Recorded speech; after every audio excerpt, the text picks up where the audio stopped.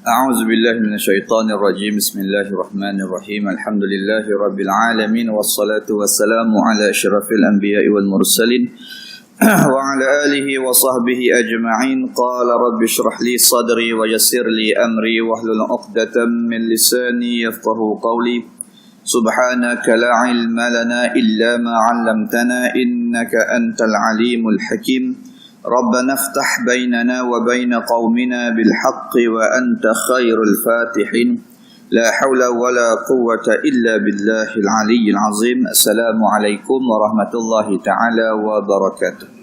Muslimin muslimat yang dirahmati Allah Subhanahu wa taala, alhamdulillah pertama sekali kita merafakkan kesyukuran kita kepada Allah Subhanahu wa taala dengan melafazkan ucapan tahmid sebagai tanda menghargai apa sahaja perkara yang telah pun diberikan oleh Allah Subhanahu wa taala kepada kita sebagai suatu nikmat, sebagai suatu kurniaan dan pemberian. Yang mana di antara nikmat dan pemberian serta kurniaan Allah, maka kita masih dikurniakan kesempatan terus dapat berada di atas muka bumi Allah Subhanahu wa taala ini. Mudah-mudahan kesempatan yang masih Allah kurniakan kepada kita maka dapat dipergunakan untuk terus kita melaksanakan apa sahaja perkara yang Allah wajibkan kepada kita sebagai usaha dan ikhtiar untuk kita mencari rahmat dan keredaan serta keampunan daripada Allah Subhanahu wa taala dalam kehidupan di akhirat insya-Allah. Baik. Malam ni kita sambung membincangkan sebahagian lagi daripada pengajaran yang terdapat di dalam kitab yang kita gunakan sebagai rujukan yang dinamakan sebagai kitab Al-Mawa'izul Badi'ah. Masih dalam membincangkan tentang persoalan yang terdapat dalam pengajaran yang ke-19. Ketika mana Allah Subhanahu wa taala mengingatkan kepada kita tentang satu lagi persoalan yang kerap kali kita terlupa dan kerap kali mana kata kita terlepas pandang. Dalam apa yang disebut sebagai berkata Allah Subhanahu wa taala, dan tuntut olehmu daripada aku akan sembahmu. Sebagaimana yang telah pun kita sebutkan pada pertemuan yang telah lalu dalam cetakan kitab ni, dia sebut daripada aku akan sembahyangmu. Sebenarnya ikut kitab asal. Kalau sekiranya ikut kitab asal disebut ya, dan tuntut olehmu daripada aku akan sembahmu. Yang tu kena buat. Sembah sahaja ya. Sembahmu, niscaya aku lanjutkan akan sihatmu. Maka ini peringatan yang seterusnya yang diberitahu kepada kita oleh Allah Subhanahu wa taala, yang diperingatkan kepada kita oleh Allah Subhanahu wa taala. Maka apa yang disebut oleh pengarang kitab ni dalam menterjemahkan, di dalam memaknakan firman Allah Subhanahu wa taala dalam sebuah hadis qudsi, ketika mana Allah mengatakan dan tuntut olehmu daripada aku akan sembahmu niscaya aku lanjutkan akan sihatmu. Yang dimaksudkan dengan menuntut daripada Allah Subhanahu wa taala akan sembah kita, maka segala persoalan yang dinyatakan oleh para ulama berkaitan dengan peringatan yang diperingatkan oleh Allah Subhanahu wa taala dalam peringatan tersebut bermaksud Allah meminta kita supaya apa? Supaya mengikhlaskan, menghadirkan keikhlasan. Itu maksud kata tuntut olehmu daripada aku akan sembahmu. Sembah tu maksud kata ibadah. Kerana kita diwajibkan oleh Allah Subhanahu wa taala untuk beribadah, lalu apa sahaja yang terhasil daripada ibadah tadi, maka Allah suruh kita tuntut daripada Allah dan jangan kita tuntut daripada orang lain. Jangan kita tuntut daripada selain daripada Allah Subhanahu wa taala. Bermaksud ini perkara yang diperingatkan oleh Allah Subhanahu wa taala bila mana kadang-kadang kita tak perasan, ada ketikanya kita tidak melaksanakan sesuatu perbuatan atas sifat ikhlas kepada Allah Subhanahu wa taala, atas maknanya perkara yang dituntut oleh Allah Subhanahu wa taala. Sebab itu ketika mana Allah menyatakan supaya kita menuntut daripada Allah akan apa juga perkara yang kita buat, kerana di sana ada perkara yang Allah akan beri pada kita. Baik. Jadi dalam ayat ini ataupun di dalam firman Allah ataupun di dalam maknanya peringatan ini, maka kita disuruh untuk menzahirkan keikhlasan kita di dalam keadaan apa sahaja perkara yang kita lakukan, yang kita sebut sebagai ibadah. Perkara ini kalau kita rujuk di dalam Al-Quran dan juga daripada hadis-hadis yang banyak, maka kita akan berjumpa dengan tuntutan ataupun arahan supaya kita mengikhlaskan apa juga amalan dan kebaikan yang kita buat semata-mata kerana Allah Subhanahu wa taala. Antaranya hadis yang biasa kita dengar, biasa kita maknanya jumpa, iaitu hadis yang berbunyi innamal a'malu binniyat. Satu hadis yang biasa mana kata diperdengarkan kepada kita. Dalam keadaan hadis ini diriwayatkan oleh Imam Bukhari dan juga Muslim. Sebuah hadis yang diriwayatkan oleh Imam Al-Bukhari dan juga Imam Muslim, juga beberapa lagi imam-imam hadis, antaranya Tirmizi, An-Nasai, Ibn Majah, Imam Malik dan seumpamanya. Maka hadis ni hadis yang masyhur daripada Umar radhiyallahu anhu, kata dia sami'tu Rasulullah sallallahu alaihi wasallam yaqul innamal a'malu binniyat wa innama likulli imri'in ma nawa faman kanat hijratuhu ila Allah wa rasulih fa hijratuhu ila Allah wa rasulih wa man kanat hijratuhu lidunya yusibuha aw imra'atin yankihuha fa hijratuhu ila ma hajara ilaih. Maka ini hadis yang menceritakan kepada kita tentang persoalan yang juga diperingatkan kepada kita dalam pengajaran yang ke-19 ni, berpandukan kepada kitab yang kita gunakan sebagai rujukan. Jadi dalam hadis tadi kalau kita nak maknakan dengan makna yang biasa ataupun yang mudah kita faham, kita sebut innamal a'malu binniyat. Sesungguhnya segala amal-amal itu dikira dengan apa yang disebut sebagai niat. Dan setiap daripada manusia akan diberikan ganjaran mengikut apa yang dia niatkan. Maka Nabi sambung hadis tadi, faman kanat hijratuhu ila Allah wa rasulih. Maka siapa yang niat dia berhijrah tadi kerana ini arahan Allah dan Rasulnya, fa hijratuhu ila Allah wa rasulih, maka dia berhijrah, hijrah dia tadi dikira melaksanakan apa yang diperintahkan oleh Allah dan Rasulnya. Wa man kanat hijratuhu lidunya, dan barang siapa yang hijrahnya kerana sesuatu keuntungan dunia, di dunia yusibuha, yang dia hendak, yang dia rasa dengan hijrah tadi dia boleh perolehi manfaat dari sudut kehidupan di dunia, awim ra'atin, ataupun tujuan hijrah tadi kerana dia nak mengahwini seorang wanita, fa hijratuhu ila ma hajara ilaih, maka hijrahnya dikira berdasarkan apa yang dia niatkan. Maka persoalan ini disebut oleh para ulama yang menceritakan kepada kita tentang persoalan yang kita sebut sebagai keikhlasan tadi. Kerana bila membincangkan tentang hadis ini, kata Ibn Rajab Al-Hambali dalam kitab dia bahawasanya para ulama berselisih pendapat berkaitan dengan apa yang dimaksudkan dengan niat tadi. Maka kata dia adapun bermula niat itu pada apa yang disebut oleh para ulama ada dua makna. Wan niyatu fi kalamil ulama'i taqa'u bi ma'nayain. Bermakna dan bermula niat dalam hadis itu, yang kita nak maknakan niat itu apa dia, maka pada apa yang diperbahaskan oleh para ulama ada dua makna, dua maksud, dua pengertian. Ahaduhuma, salah satu daripada keduanya, mana apa? Bima'na tamyiz al-ibadati ba'daha an ba'din.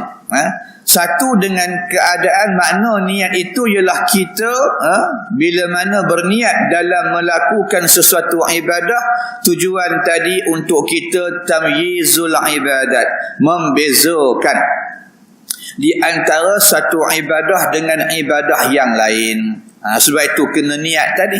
Sebab kalau kita tak niat, orang tak tahu kita buat ibadah tadi contohnya atas tujuan apa.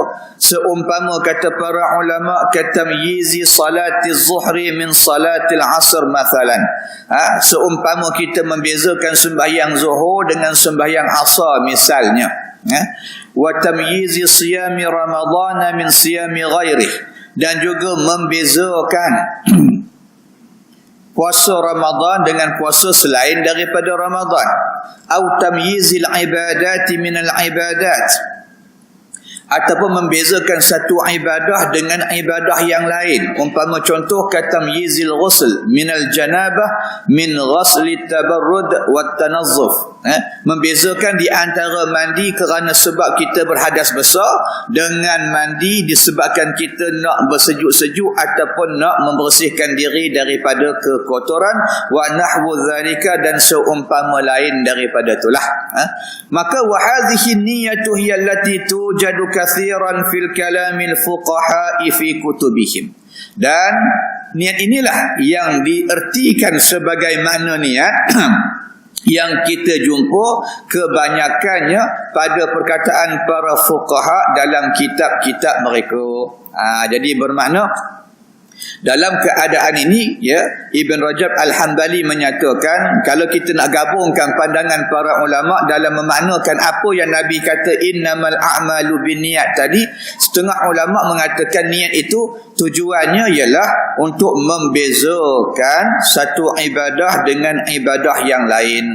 Maka bila kata kita berniat tadi, maka niat itu diberikan ataupun niat tadi membezakan di antara satu ibadah yang kita buat dengan ibadah yang seumpama dengan perkara yang tersebut. Maka bila dengan niat tadi ada perbezaan. Yang ni tujuan dia ini, yang ini tujuan dia macam ini. Maka itu yang disebut oleh kebanyakan daripada ahli-ahli fiqh ataupun ulama-ulama fiqh dalam kitab-kitab fiqh. Bila bincang bab sembahyang, contohnya ada niat sembahyang zuhur, ada niat sembahyang asar. Bincang bab wudu, ada niat berwudu. Bincang bab mandi hadas, ada niat mandi hadas. Bincang bab apa lagi? Haji, ada bab niat haji, niat umrah, maka niat puasa dan seumpamanya. Maka ini yang dimaksudkan oleh sebahagian daripada para ulama, kata Ibn Rajab Al-Hambali. Wal ma'na al-thani, dan ada pun makna yang kedua. Kata Ibn Rajab tadi, kata dia bi ma'na tamyizil maqsud bil amal. Adapun setengah ulama mengatakan tak, itu betul lah. Niat tadi itu memanglah kena niat, tapi yang dimaksudkan oleh Rasul dalam hadis ini, sebahagian ulama mengatakan makna yang Nabi kata innamal a'malu binniyat itu ialah membezakan tujuan kita beramal. Itu dia. Wa hal huwa wahal huwa Allah wahdah la syarikalah am ghairuhu. Apakah tujuan kita buat ibadah tadi kerana Allah Subhanahu wa taala semata-mata, yang mana Allah tadi tidak ada sekutu baginya, am ghairuhu, ataupun kita buat untuk orang lain, bukan selain daripada, bukan untuk Allah Subhanahu wa taala, ataupun amillah wa ghairuhu, ataupun kita buat kerana Allah, dalam masa yang sama pun kita buat untuk orang yang lain juga. Maka ini yang disebut oleh kebanyakan daripada para ulama, wa hadhihi niyyatu hiya allati yatakallamu fiha al-'arifun min fi kutubihim fi kalamihim 'anil ikhlas wa tawabi'uhu. Baik. Dan inilah niat yang dimaknakan ataupun yang diperkatakan oleh para ulama dalam kitab-kitab mereka ketika mana mereka membahaskan tentang persoalan ikhlas tadi. Maknanya setengah ulama mengatakan yang dimaksudkan oleh Nabi dalam hadis tu tadi bukan niat semata-mata, tetapi di samping kita berniat, Nabi kata kita akan diberikan balasan mengikut sejauh mana keikhlasan kita. Maka sama juga macam yang kita sebut tadi, bila Allah suruh kita tuntut daripada Allah akan apa juga perkara yang kita buat yang merupakan perintah daripada Allah Subhanahu Wa Taala, yang dalam kitab ni disebut sebagai sembah, yang kita maksudkan sebagai ibadah. Maka bila kita beribadah, maka Allah suruh kita menghadirkan keikhlasan. Allah suruh untuk kita, mana kata melakukan ibadah tadi dengan cara yang ikhlas. Jadi bergantungnya keikhlasan tadi dengan apa yang disebut sebagai kurniaan pahala, kurniaan ganjaran oleh Allah Subhanahu Wa Taala, yang mana kadang-kadang kata para ulama, Allah mengibaratkan perkara keikhlasan ini dalam Al-Quran dengan menggunakan lafaz ibtira. Ada kalimah ibtira kalau kita jumpa di dalam Quran, kadang-kadang Allah kata para ulama menggunakan, mengibarahkan perkara ikhlas ni tadi dengan menggunakan lafaz ibtira. Antaranya dalam surah Al-Lail, ketika mana Allah menceritakan ataupun Allah berfirman, illa btigha'a wajhi rabbihil a'la, melainkan untuk dia menuntut, mencari. Ibtara kata kita nak cari, kita nak tuntut, kurniaan Allah Subhanahu Wa Taala. Begitu juga dalam suratul Baqarah ayat 265, bila mana Allah menyatakan wa mathalul ladzina yunfiquna amwalahum ibtigha'a mardatillah, kerana mencari keredaan Allah Subhanahu Wa Taala. Begitu juga firman Allah Subhanahu Wa Taala dalam ayat yang sama, surah yang sama, ayat 272, bila mana Allah menyatakan wa ma tunfiquna illa batigha'a wajhillah. Begitu juga dalam surah An-Nisa pada ayat 114, Allah berfirman, la khaira fi kathirin min najwahum illa man amara bi sadaqatin aw ma'rufin aw islahin bainan nas wa man yaf'alu dhalika ibtigha'a mardatillah fasawfa yu'tihi ajran 'azima. Maka itu di antara ayat-ayat yang kata para ulama Allah meletakkan kalimah ibtigha seolah maknanya untuk menunjukkan tentang bahawasanya kalau sekiranya kita melaksanakan sesuatu ibadah berdasarkan kepada sifat menuntut keredaan Allah yang kita sebut sebagai ikhlas tadi, maka di situ ada kebaikan, di situ ada manfaat, di situ ada sesuatu yang boleh kita dapat, yang mana benda yang kita dapat tadi antaranya ganjaran daripada Allah Subhanahu Wa Taala. Sebab itu disebut oleh para ulama, kata mereka, di antara apa yang ditunjukkan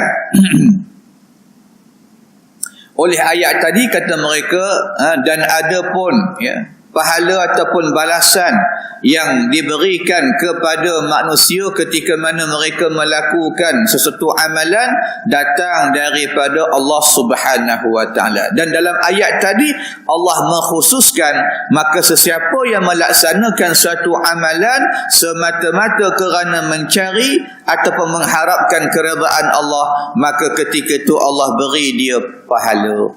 Itu yang disebut sebagai keikhlasan tadilah. Jadi dalam keadaan itu, kita diminta oleh Allah Subhanahu Wa Taala untuk apa? Untuk kita sentiasa mengikhlaskan amalan kita. Cuma persoalan ikhlas ni tadi perkara yang kita tak nampak, dan kita pun tak tahu sama ada kadang-kadang kita ni ikhlas ke tidak. Sebab benda ikhlas ni perkara yang tersembunyi, dan satu benda yang kata para ulama kita susah nak nak zahirkan kadang-kadang ataupun kita susah nak tentukan apa yang kita buat tadi merupakan perkara yang ikhlas ataupun sebaliknya. Namun dalam membantu kita untuk sentiasa berusaha dan berikhtiar untuk mencari keikhlasan ini, kita boleh berpandukan kepada apa yang diterangkan oleh para ulama ketika mana mereka menceritakan tentang persoalan ikhlas. Jadi kalau kita melihat apa yang ditarifkan oleh para ulama di dalam mana kata perkara ini, antaranya yang kita ambil apa yang disebut oleh Ibn Ajlan ketika mana dia menyatakan la yasluhul amalu illa bi thalathin, tidak elok sesuatu amalan, tidak diterima sesuatu amalan, tidak dikira sesuatu amalan melainkan dalam amalan tadi ada 3 benda. Maknanya dalam keadaan tak elok tu, maknanya di antara sebab tak elok pasal apa? Pasal tak ikhlas. Sebab tak ikhlas. Sebab ayat tadi ataupun hadis-hadis yang menunjukkan tentang perkara ikhlas ni perkara yang diutamakan dalam keadaan kita beramal. Jadi bila kita tidak beramal tadi, dalam keadaan amalan kita tidak ikhlas, maka ketika itu kata Ibn Ajlan, maka amalan kita tidak baik. Bila tak baik itu biasanya kita tolaklah. Kita pun kadang-kadang bila orang beri kita benda tak baik, kita bubuh tong sampah. Kita tak simpan dah pasal benda tu tak elok. Macam jugalah bila mana kata kita buat satu amalan tapi amal tu tak baik, mana kata Allah tak terima. Maka kata Ibn Ajlan tadi kata dia amal tadi tidak dikira sebagai amal yang baik yang mudah-mudahan diterima, melainkan kena ada 3 benda dalam amal itu. Ini ketika mana dia membincangkan tentang persoalan ikhlas. Ni pandangan dia. Ni pandangan yang boleh mana kata kita jadikan sebagai suatu perkara dalam kita beramal supaya mudah-mudahan amal kita diterima. Baik, 3 tadi apa? Pertama, taqwa Allah. Kita buat atas dasar ketakwaan kita kepada Allah Subhanahu wa taala dalam keadaan yang kita sebut sebagai perintah daripada Allah Subhanahu wa taala. Menjunjung apa ni? Perintah dan arahan daripada Allah Subhanahu wa taala, kerana sifat takwa tadi sentiasa mengajak manusia untuk melakukan ketaatan dan juga kepatuhan kepada apa yang diperintahkan oleh Allah Subhanahu wa taala. Bermakna perkara pertama yang kita kena buat dalam keadaan menentukan amal kita ni tadi mudah-mudahan diterima oleh Allah Subhanahu wa taala sebagai amal yang ikhlas, ialah kena buat satu benda tadi semata-mata kerana Allah Subhanahu wa taala. Itu yang biasa kalau kita tengok dalam lafaz niat, maka di hujung tu biasa kita akan sebut apa? Lillahi ta'ala. Memaksudkan yang kita buat ini bukan kerana siapa, tapi kerana Allah Subhanahu wa ta'ala. Lillahi ta'ala, kerana Allah Subhanahu wa ta'ala, bukan kerana sesuatu perkara, bukan kerana sesuatu sebab dan seumpamanya. Sebab kalau amalan ini tadi kita buat bukan kerana Allah, ketika itu amalan tadi sukar untuk kita teruskan. Sebab itu dalam ayat yang kita sebut tadi, firman Allah tadi, Allah kata, maka tuntut olehmu daripada aku akan sembahmu, niscaya Allah kata apa? Aku lanjutkan akan sihatmu. Maksudnya Allah kata, kalau kita ni benar-benar melaksanakan sesuatu ibadah dan perintah daripada Allah dalam keadaan ikhlas kepada Allah, maka mudah-mudahan dengan keikhlasan tadi akan datangnya sifat istiqamah. Itu yang Allah kata tadi, aku lanjutkan akan sihatmu. Dalam keadaan kata bila manusia sihat, dia tak ada halangan nak buat ibadah. Maksudnya dalam keadaan kalau kita boleh diletakkan keikhlasan tadi dalam diri kita, dalam hati kita ketika melakukan ibadah, maka ibadah tadi mudah-mudahan dapat kita teruskan. Sebab itu di antara kepentingan adanya keikhlasan dalam ibadah supaya ibadah tadi boleh kita buat secara berterusan. Sebab kalau kita buat ikut semangat kita, kadang-kadang dia lemah. Tak? Tengah dia kuat tak apalah. Tak? Tapi tengah lemah semangat, ketika itu lemahlah mana kata ibadah. Kalau ibadah tadi kita sangkutkan dengan semangat. Begitu juga dengan suasana. Dengan keadaan, dengan sesuatu perkara, maka benda-benda tadi dia akan hilang, dia akan ada. Masa dia ada, mungkin kita dalam keadaan boleh beribadah. Tapi bila kata dia tak ada, kita pun kira tak beribadah jugalah. Ketika itu kalau kita ikhlaskan amalan tadi, maka ketika itu Allah kata apa? Aku akan lanjutkan sihatmu.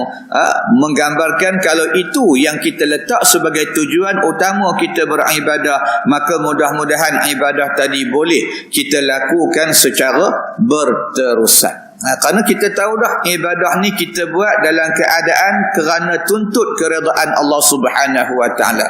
Maka apa juga keadaan yang kita ada, apa juga suasana yang kita jumpa, maka kalau itu niat kita, kalau itu maksud kita, maka mudah-mudahan ibadah tadi akan dapat kita tunaikan. Tapi kalau kita niatkan dengan sebab yang lain, bukan kerana ikhlas kepada Allah Subhanahu Wa Taala, maka dia akan ikut apa yang kita letakkan sebagai tujuan dan juga maksud. Sebab itu dalam apa yang disebut oleh Ibn Ajlan tadi, dia kata tak laku, kira kata amal kita tak laku dah, tak elok, melainkan mesti ada 3 benda ni. Pertama, bertakwa. Sifat takwa kepada Allah bermakna dorongan amalan tadi kita lakukan kerana nak taat perintah daripada Allah Subhanahu Wa Taala.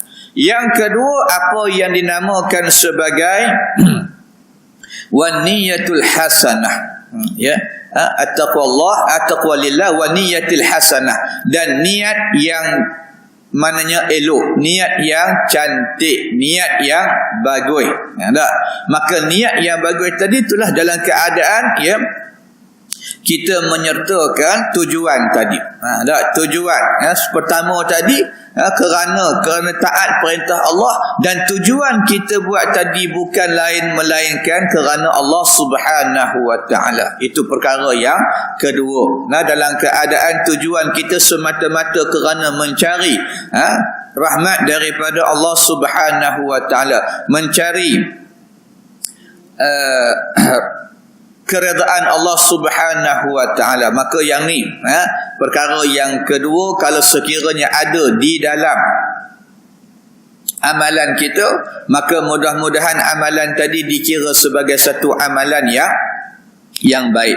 Dan yang ketiga, pasal saya kata tadi ada 3. Pertama, atas dasar ketakwaan kepada Allah Subhanahu Wa Taala. Yang kedua, di atas tujuan mencari rahmat dan keredaan daripada Allah Subhanahu Wa Taala. Dan yang ketiga, kata Ibn Ajlan, wal isabah. Isabah ni mana kata amalan kita tadi kena tepat. Amalan kita tadi kena betul. Betul macam mana? Betul sebagaimana yang dituntut oleh Allah dan yang diberitahu kepada kita oleh Nabi Muhammad sallallahu alaihi wasallam, serta diterangkan semula kepada kita oleh para ulama. Umpama contoh kata amalan ibadah sembahyang tadi. Nak sebut kata ibadah kita tadi ibadah yang elok, yang diterima oleh Allah, kalau ikut panduan yang disebut oleh Ibn Ajlan, maka ada 3 benda. Pertama, bila kita sembahyang tadi, niatnya kerana Allah Subhanahu Wa Taala. Pasal sembahyang ni Allah perintah kita kena sembahyang 5 waktu sehari semalam. Maka ketika mana kita sembahyang tadi, pasal apa pula? Kita nak cari rahmat dan keredaan daripada Allah Subhanahu Wa Taala, sebab ini tuntutan yang Allah tuntut pada kita. Mudah-mudahan bila kita buat, maka akan ada keuntungannya pada diri kita. Dalam keadaan Allah akan limpahkan kita dengan rahmah dia, dengan kasih sayang dia. Kemudian amalan tadi dekat tujuh tak kira, tetapi amalan sembahyang tadi kena betul sebagaimana yang Nabi kata, sallu kama ra'aitumuni usalli. Kena ikut betul daripada mulut sampai habis. Ya. Maknanya kalau niat aja betul, tak, tujuan aja betul, tapi sembahyang tadi tak betul, tak kira juga. Tak, orang sembahyang takbir dulu, dia sembahyang rokok dulu. Tak, main suka hati dia je. Lepas rokok kerang turun dia tahiyat akhir. Tak, last sekali kerang baru dia bagi takbiratul ihram. Tu paling last dia kata. Maka yang ni tak kena. Tak, pasal itu ulama menerangkan kepada kita tentang cara-cara beribadah. Nak puasa ada cara, nak sembahyang ada cara. Sebab apa? Kerana kena betul. Kalau tak betul kita buat satu amalan, walaupun amalan itu kita anggap sebagai amal kebaikan, amal yang soleh pada pandangan kita, tetapi tetap tidak diterima. Kerana tak cukup dia punya syarat keikhlasan.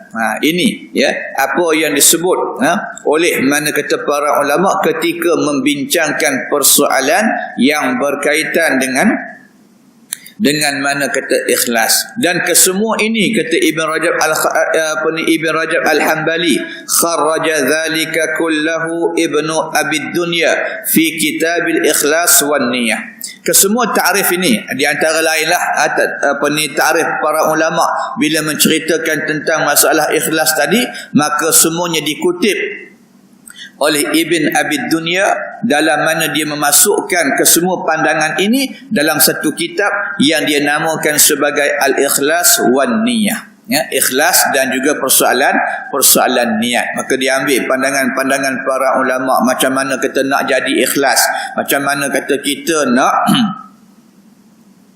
mana kata dapatkan keikhlasan tadi. Maka itu yang disebut oleh mana kata Ibn Abi Dunya dalam kitab dia Ikhlas dan juga Niat. Mengambil semua pandangan-pandangan para ulama, antaranya Ibn Ajlan. Begitu juga kata Ibn Al-Mubarak, kata dia apa dia? Rubba amalin saghirin tu'azzimuhun niyah. Ada kalanya amal yang sedikit itu maka dapat ganjaran yang besar disebabkan oleh niat. Wa rubba amalin kabirin, dan kadang-kadang amal yang besar tadi tusaghiruhu niyah, mendapat pahala yang sikit disebabkan juga oleh niat. Jadi niat yang dimaksudkan dalam apa yang disebut oleh Ibn Mubarak ini ialah ikhlas tadilah. Kadang-kadang tujuan kita nak buat amalan tadi, amal tadi kecil aja, tapi kalau tujuannya kerana Allah Subhanahu Wa Taala, maka Allah beri ganjaran pahala yang begitu besar.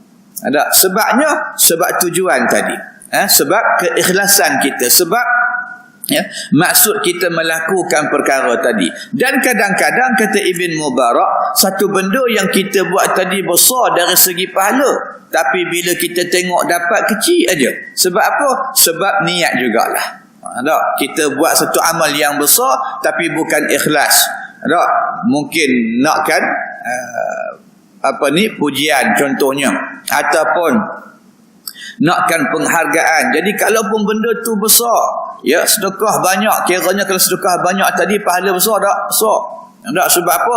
Allah janji dalam Quran, Allah kata siapa-siapa yang menginfakkan, wa masalul ladzina yunfiquna amwalahum fi sabilillahi kamathali habbatin ambatat sab'a sanabil fi kulli sumbulatin mi'atu habbah.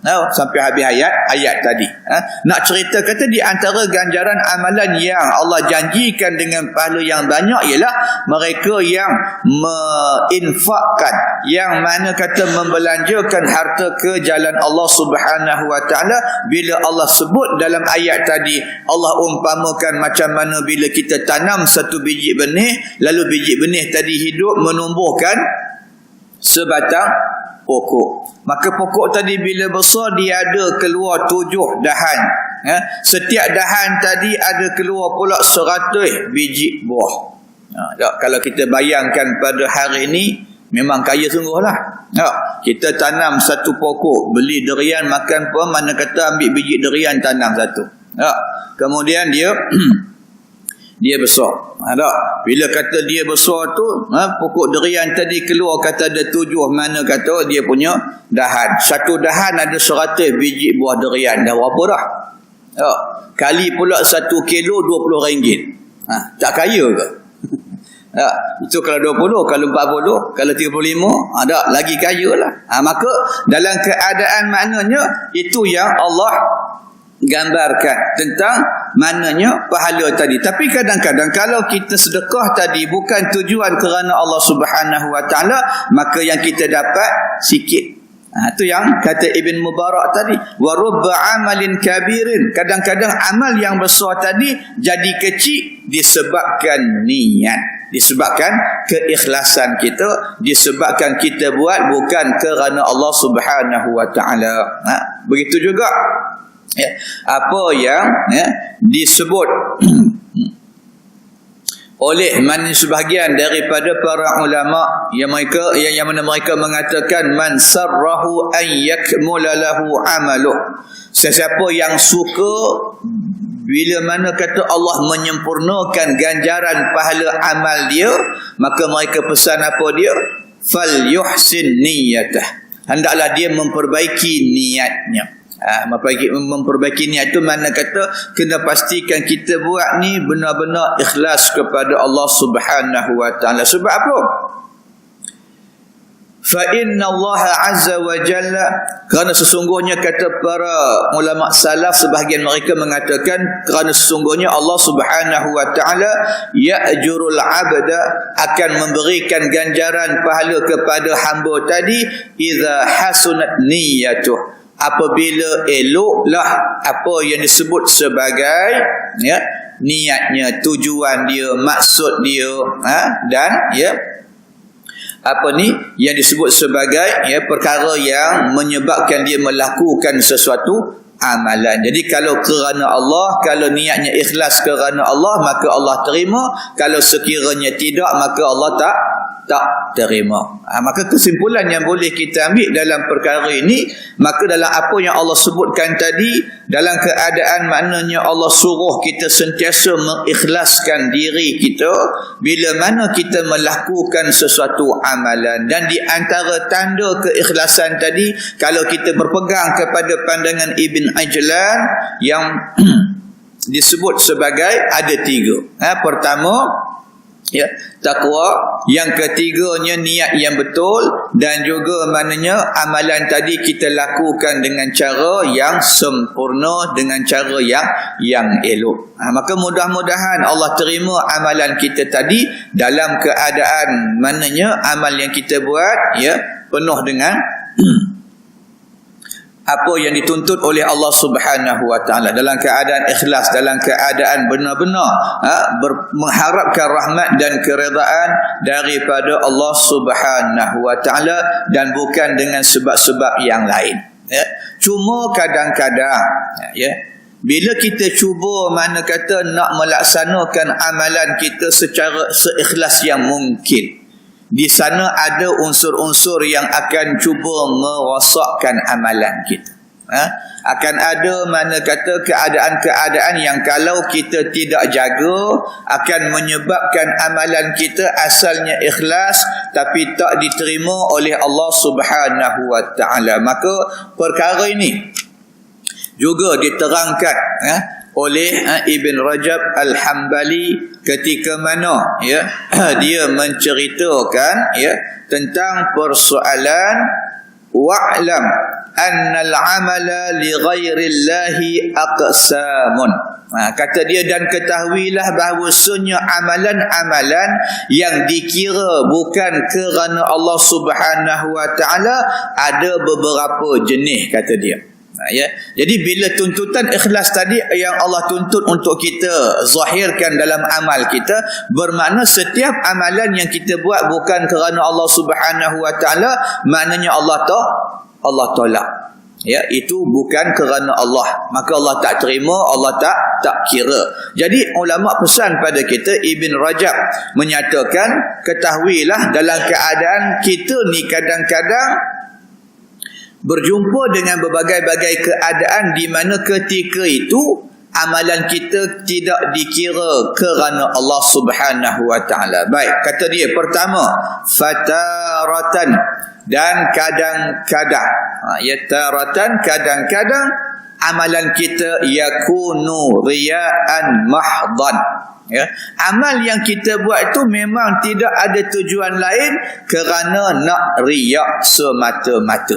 Ya, riak ni apa? Kita nak menunjuk. Ya, buat satu benda bukan kerana Allah, tapi tujuan dia nak tunjuk supaya orang tengok. Bila orang tengok, kita harapkan pujian, sanjungan dan seumpamanya. Bihaitsu la yuradu bihi siwa mura'atil makhluqin li gharadid dunyawi. Ya. Di mana kata para ulama, kata Ibn Rajab, dengan sekira-kira bila mana orang tadi buat amalan la yuradu bihi, tujuan dia tidak lain siwa mura'atil makhluk, melainkan menunjukkan kepada makhluk atas tujuan li gharadid dunyawi, atas tujuan mendapat kurniaan ataupun mendapat sedikit habuan keduniaan. Dapat sedikit sanjungan, ya, dapat sedikit maknanya pujian dan seumpamanya. Sebagaimana kata dia kahalil munafiqin fi salatihim, sebagaimana orang munafik ketika mana dia mendirikan sembahyang. Ini digambarkan oleh Allah Subhanahu wa taala dalam surah An-Nisa pada ayat yang ke-142, bila mana Allah menceritakan dalam firman itu, wa idza qamu ila salati qamu kusala yura'una an-nas wa la yadhkuruna Allah illa qalila. Allah cerita bagaimana sikap orang yang munafik. Orang munafik ni kita sedia maklum dah. Mereka yang menzahirkan Islam tapi hati mereka benci dengan hukum Tuhan, tak suka tengok orang Islam, tak suka tengok orang buat baik. Maka Allah gambarkan dalam Quran, dalam surah An-Nisa ayat 142, Allah kata apa? Wa iza qamu ila salah, dan ketika mana mereka bangun mendirikan sembahyang, qamu kusala, mereka berdiri dengan keadaan malah. Dalam keadaan maknanya tak lah, kita kata gitu senang. Kenapa? Tujuannya sembahyang tadi bukan kerana Allah, tapi yura'unan nas. Mereka nak tunjuk juga supaya orang kata mereka Islam. Pasal kalau tak sembahyang ni orang pun tak tahu kita Islam ke tidak. Ya, maka bila sembahyang tadi zahirnya nampak macam orang Islam. Jadi tujuan mereka sembahyang tadi kerana nak tunjukkan mereka tu juga sebagaimana yang mereka dakwa, iaitu beriman kepada Allah, wala yadhkuruna Allah. Dan di antara sifat orang munafik juga kata para ulama, la yadhkuruna Allah illa qalila, mereka tidak berzikir kepada Allah Subhanahu wa taala melainkan sikit-sikit sangat. Dan maka ini pun juga di antara apa yang disebut sebagai tanda ataupun sifat orang yang munafik. Begitu juga dalam surah yang biasa kita baca ataupun yang biasa dibacakan kepada kita dalam surah Al-Ma'un ayat 4 hingga 6 yang berbunyi fawailul lil musallin alladzina hum an salatihim sahun alladzina hum yura'una. Situ ya, iaitu mereka yang sifatnya yura'un, melakukan amalan kerana nak menunjuk kepada manusia. Ya, maka ya perkara yang pertama ini ya kata Ibn Rajab Al-Hambali, wa hadza riya'ul mahdhu, dan riak yang jenis ini, riak semata-mata kerana tujuan semata-mata nak tunjuk tu, la yakadu yasduru min mu'minin fi fardis salati was siyam, mungkin tidak terzahir daripada diri seorang mukmin dalam keadaan dia tunaikan sembahyang dan menunaikan ibadah puasa, wa qad yasduru fi sadaqatil wajibati awil hajj wa ghairuhuma min a'maliz zahirah. Ya, dan kadang-kadang yang benda ni berlaku bila pada mungkin satu amalan yang disebut sebagai sedekah, ya, ataupun amal-amal yang boleh dilihat dari sudut maknanya pandangan mata kasar. Orang boleh nampak sedekah dan sebagainya, maka itu kadang-kadang kena jaga. Sebab apa? Fa innal ikhlasa fiha azizun, kerana ya adanya keikhlasan tadi nilainya cukup besar. Wa hadzal amal la yashukul muslim annahu habit. Maka kalau sekiranya amal tadi kita buat tanpa adanya keikhlasan ataupun semata-mata kerana nak tunjuk kepada manusia, maka tidak syak lagi semua orang yang beriman mengetahui bahawasanya amal ini sifatnya habitun, maknanya dimusnahkan oleh Allah Subhanahu wa taala, wa anna sahibahu, dan orang yang buatnya tadi yastahiqul maqta minallahi wal uqubah, maka dia berhak untuk mendapat kemurkaan Allah dan siksaan di akhirat kelak.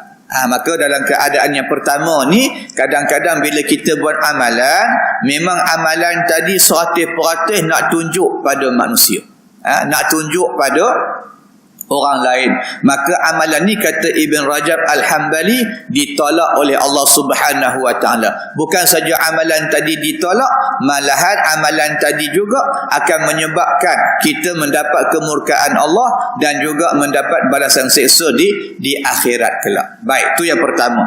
Yang kedua, wataratan yakunul amalu lillahi wa yusyarikuhu riya.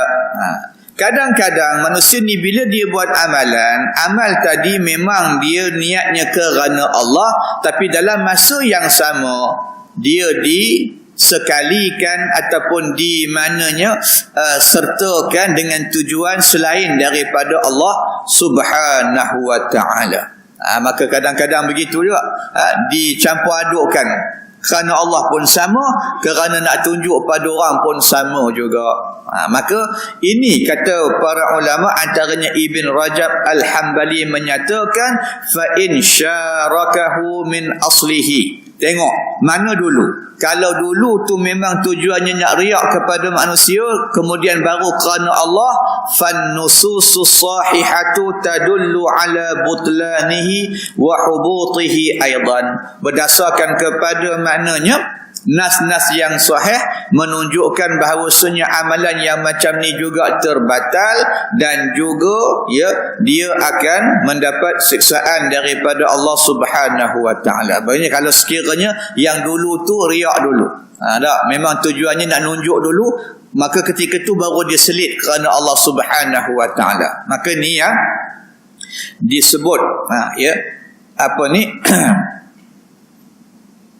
oleh para ulama. Baik, itu yang kedua. Kadang-kadang amal kita gitu bercampur aduk di antara yang ikhlas kerana Allah dengan yang bukan kerana Allah Subhanahu wa taala. Baik.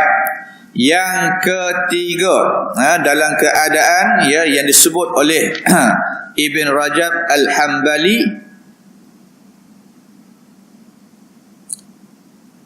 wa amma in kana aslul amalu lillahi. Kadang-kadang kita buat amal ini dalam keadaan asalnya memang kerana Allah Subhanahu wa taala.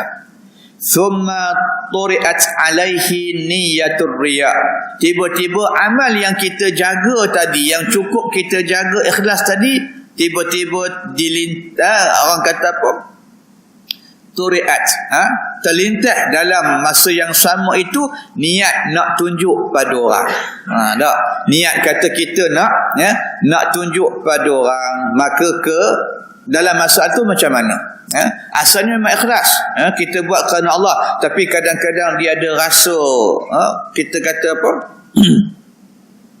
Rasa mananya lain daripada tu. Rasa macam kita kata rasa megah, rasa seronok, rasa bangga, rasa ada rasa tertentu dalam hati kita, dalam diri kita, walaupun asalnya tadi kita buat kerana Allah Subhanahu wa taala. Baik, benda ni macam mana? Rosak ke tidak amalan kita? Maka kata Ibn Rajab Al-Hambali, fa in kana khatiran wa dafa'ahu, dan jika sekiranya setiap kali terlintas perasaan macam itu, maka dia tolak. Datang rasa macam tu dia tolak, rasa macam tu dia tolak. Tolak tu mungkin dengan cara dia beristighfar, ataupun dia lawan perasaan tadi. maka fala yadurruhu bighairi khilaf, tidak ada ulama pun yang berbantah dalam keadaan mengatakan amalan dia tetap diterima. Tak apa. Yang penting bila kita ada rasa macam tu, lawan. Ya, dalam keadaan rasa mana kata setan bisik sesuatu, kita rasa seronok, kita rasa megah, kita rasa bangga, kita tolak. Lawan balik mana kata bisikan syaitan tadi, maka semua ulama mengatakan mudah-mudahan amalan dia masih diterima. Baik. Cuma ya.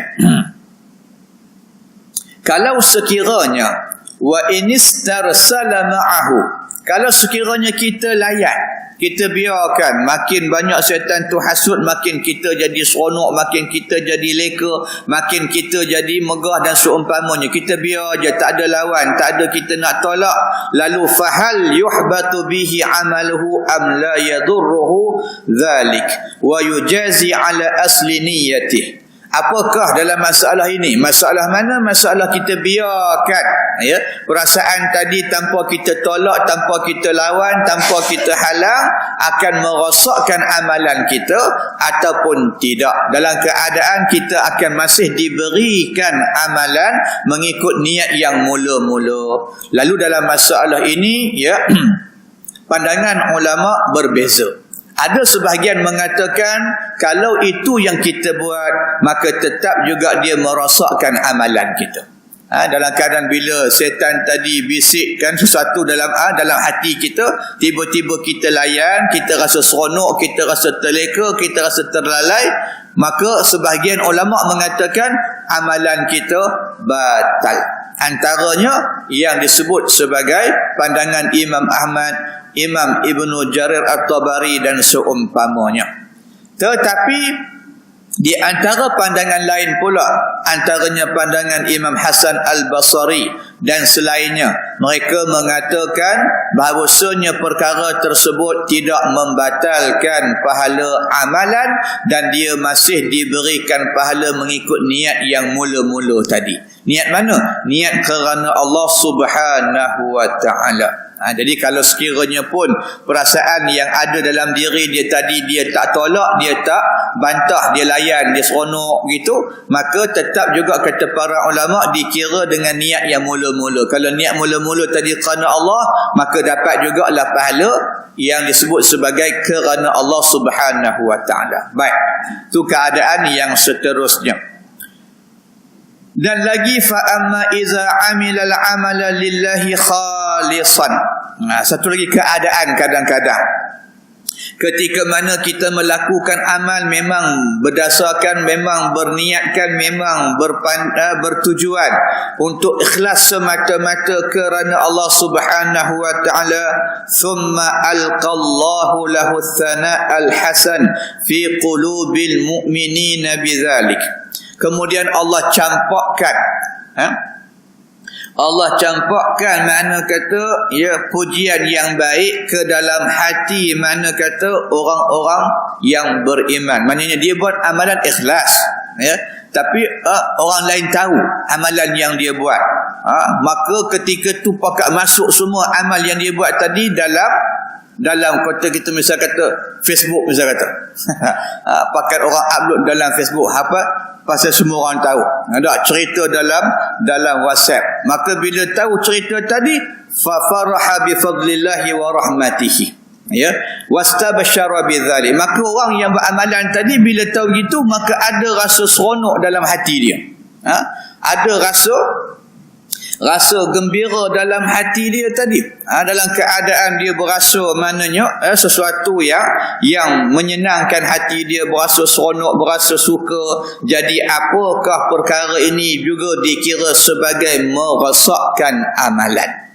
Asal dia buat tadi memang tujuan kerana Allah, tapi bila orang tahu benda baik tu, orang pakat cerita, bukan dia cerita, orang lain yang cerita. Tak, cerita kisah dia, ceritakan mana kata kebaikan dia, cerita perkara yang dia buat. Lalu bila dia dengar, biasa sifat manusia gitulah, bila orang cerita satu benda yang baik pasal kita, memang kita seronok. Tak. Memang kita suka. Jadi kalaulah dalam keadaan macam itu, macam mana sifat amalan yang kita buat tadi rasak ke tidak? Ya, itu yang disebut oleh para ulama. Lalu mereka bila mana membahaskan perkara ini mengatakan lam yadurruhu dzalik, perkara itu tidak dikira sebagai membatalkan pahala amalan. Tak apa, kalau yang cerita tu orang lain, tak, bukan kita. Ya, kalau cerita tu kita, mungkin boleh jadi nak riak tadilah. Tapi memang kalau bukan kita yang cerita, dah cuba tutup dah cuba sembunyikan dah amalan tadi, orang tahu juga. Ya, tu yang disebut tadi, summa alqallahu lahu thana alhasan. Tapi Allah nak beri pujian di atas kerja baik dia, maka Allah bagi kepada orang lain tahu benda baik yang dia buat. Dia cuba sorok dah, tapi orang tahu juga. Maka perkara tu tidak dikira sebagai merosakkan amalan, tetapi sesuatu yang disebut sebagai pujian yang baik yang Allah berikan kepada diri dia. Dengan keadaan dia buat amal tadi mula-mula ikhlas kepada Allah Subhanahu Wa Taala. Maka ni di antara beberapa persoalan yang kadang-kadang kita jumpa di dalam kita beramal. Antaranya kadang-kadang kita buat satu benda yang elok, dalam keadaan kita dah niatnya kerana Allah Subhanahu Wa Taala, maka orang lain tahu. Bila orang lain tahu, dia pakai cerita habis pada orang lain. Maka bertahulah semuanya orang yang asyik tak tahu, maka semua orang tahu. Jadi kita pun tahu kata cerita tu, maka kadang-kadang datang rasa seronok, datang rasa suka dalam diri kita, dalam hati kita. Maka perkara ini kata para ulama tidak menjejaskan amalan kita, dengan syarat mula-mula kita buat amalan tadi niatnya semata-mata kerana Allah Subhanahu Wa Taala. Maka ni di antara beberapa persoalan yang sempat kita kongsikan bersama pada malam ni sebagai kita melihat kepada peringatan Allah Subhanahu Wa Taala yang terdapat dalam pengajaran yang ke-19 dalam kitab yang kita gunakan sebagai rujukan, ketika mana Allah menyatakan, tuntut olehmu daripada aku akan sembahmu, niscaya aku lanjutkan akan sihatmu. Kesimpulannya dalam perkara ini, apa yang kita bincangkan tadi boleh kita ringkaskan sebagaimana berikut. Pertama, dalam keadaan apapun yang kita buat atas nama ibadah, atas nama kebaikan, atas nama kita berusaha dan berikhtiar mencari ganjaran dan kebaikan dalam kehidupan di akhirat, satu yang perlu kita ingat, kita kena buat kerana semata-mata mengharapkan rahmat dan keredaan daripada Allah Subhanahu Wa Taala, bukan lain. Itu yang pertama. Kerana amalan kita akan dikira berdasarkan kepada maksud dan tujuan, sebagaimana yang kita sebut pandangan ulama dalam keadaan mereka mentafsirkan maksud hadis yang berbunyi innamal a'malu binniyat. Baik, itu yang pertama. Dan yang kedua, daripada apa yang disebut dalam kitab ini, Allah kata niscaya aku lanjutkan akan sihatmu. Maka di antara tuntutan kita ikhlas kepada Allah ini dalam setiap amal ibadah yang kita buat, kerana mudah-mudahan ikhlas tadilah yang akan menjadi pendorong kita untuk sentiasa melakukan amalan, melakukan ketaatan kepada Allah Subhanahu Wa Taala. Kerana tanpa keikhlasan, macam yang kita sebutkan tadi, maka mungkin amalan kita sekerat jalan aja. Kalau kita berdasarkan kepada semangat, kepada suasana dan seumpamanya. Tak, contoh kadang-kadang orang cerita lah, tak, kadang-kadang kita ni